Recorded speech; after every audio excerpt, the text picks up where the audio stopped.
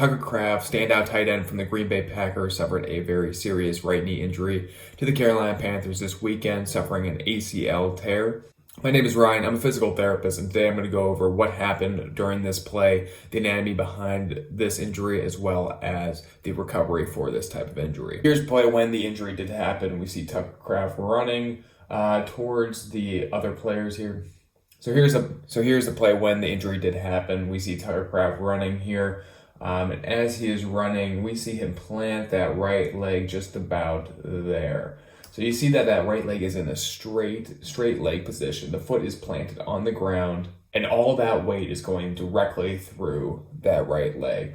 A very common position that is typically seen for a mechanism of injury for an ACL tear. Now, if we continue to play the video here, we see that it's a little blurry, but we see that Panthers defender bringing all of his force through Tucker Kraft's lower extremity here. And you see the knee start to shift in a very odd position. This is what's called a valgus stress through that knee joint. That femur is going directly downwards or more inward, and then you have the tibia and rest of that lower extremity going towards outwards, causing this valgus stress. And as you continue to keep playing this video here, you see Tucker Kraft immediately fall to the ground and grabbing hold of that right knee there, obviously in a lot of pain, knowing something that is wrong. So if we go back to this image here, there's a lot of anatomy that can be involved with this type of positioning that Tucker Kraft is in. First off, with that excessive valgus stress, you're thinking MCL, so that medial collateral ligament of that right knee joint. Now with that straight leg positioning and that foot planted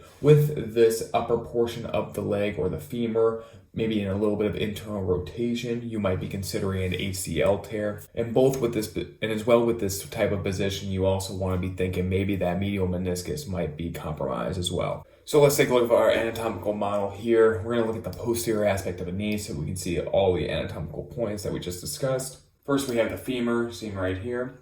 We also have our tibia as well as our fibula, making up basically the primary bones of the lower extremity. We have our ACL starting more posteriorly, starting at that femur, and then inserting more anteriorly to that tibia. We have our MCL seen right here, connecting that femur and tibia, preventing that excessive valgus stress, as well as we do have our medial meniscus seen right here. This is primarily a shock absorber for that lower extremity, especially with all the weight that goes through the human body, as well as it helps nourish that surrounding knee joint. So this ACL is a very dense connective tissue, obviously coursing from that femur to the tibia. It's going to help prevent that anterior translation of that tibial translation and rotational loads through that femur and tibia joint. So in this video, it does describe the mechanism of injury for an ACL tear very well. It's that excessive rotation, internal rotation, while that lower extremity is planted and into maybe more of a valgus position. That's going to cause that tear as seen right in here in that ACL. Now with MCL injuries, the MCL is seen right over here on the medial side of that knee joint. So right now the knee is in a perfect anatomical position. It's fairly straight when you're comparing that femur to the tibia. However, when there is that valgus stress, it's going to cause that tibia and fibula to move more outwards like this, creating that knock knee position. This puts a lot of tension around that MCL, causing it to tear. This can also be combined with flexion or external rotation through that lower extremity to cause a tear. And then finally, we do have our medial meniscus here. The mechanism of injury is really on that similar positioning that Tucker Kraft was in. He was on that semi-flexed lower extremity and a weight-bearing knee.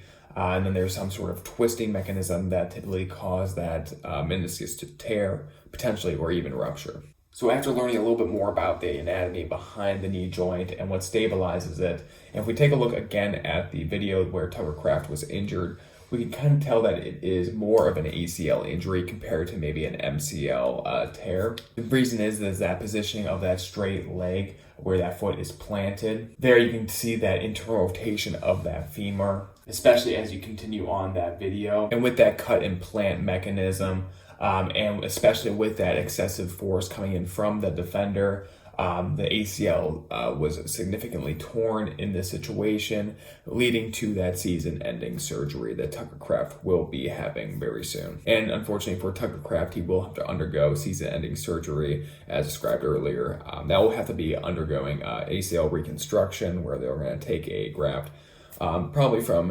himself and from another portion or part of a muscle, and use that as a new ligament for his ACL. And obviously hoping for a speedy recovery and rehabilitation for Tucker Kraft. He was doing great things this year, and would love to see him back early on the season, next season, doing the same things that he was doing for Green Bay. But if you guys have any questions, please let me know down below, and thank you so much for watching.